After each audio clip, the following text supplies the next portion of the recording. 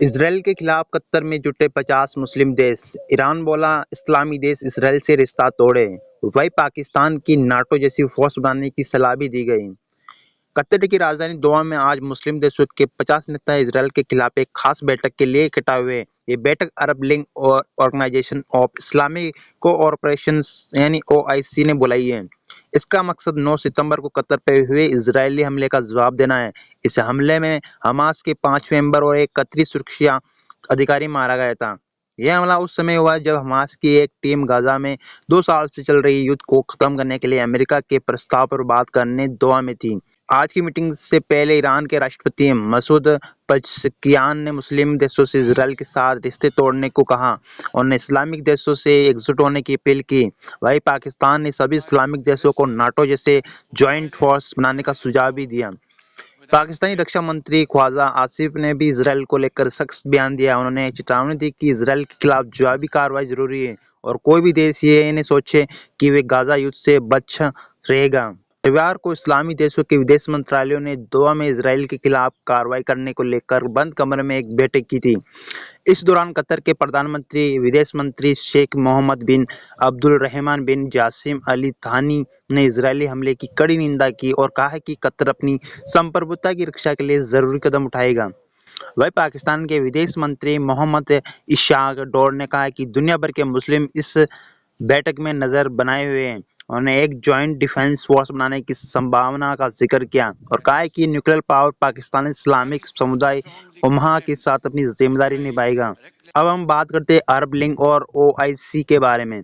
अरब league 22 अरबी देशों का संगठन है। 1945 में बनाया गया। इसका मकसद है अरब देशों के बीच सहयोग बढ़ाना, उनकी एकता और मजबूत करना और उनके साझा हितों की रक्षा करना।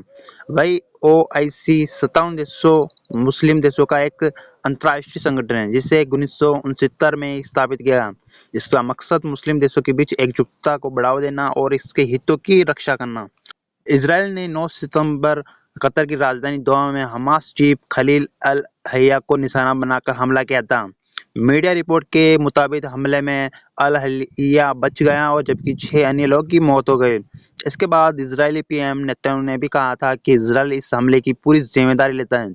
जब ये हमला हुआ जब हमास नेता अमेरिका के युद्ध विराम प्रस्ताव पर आपस में चर्चा कर रहे थे। वही आपको बता दें कि कतर ने इजरायली हमले की आलोचना भी की थी। हमले के बाद कतर ने इजरायली की कड़ी आलोचना की। विदेश मंत्रालय के प्रवक्ता माजिद उल अंसारी ने इस हमला हमास के राजनीतिक मुख्यालय पर कायराना हमला करार दिया था।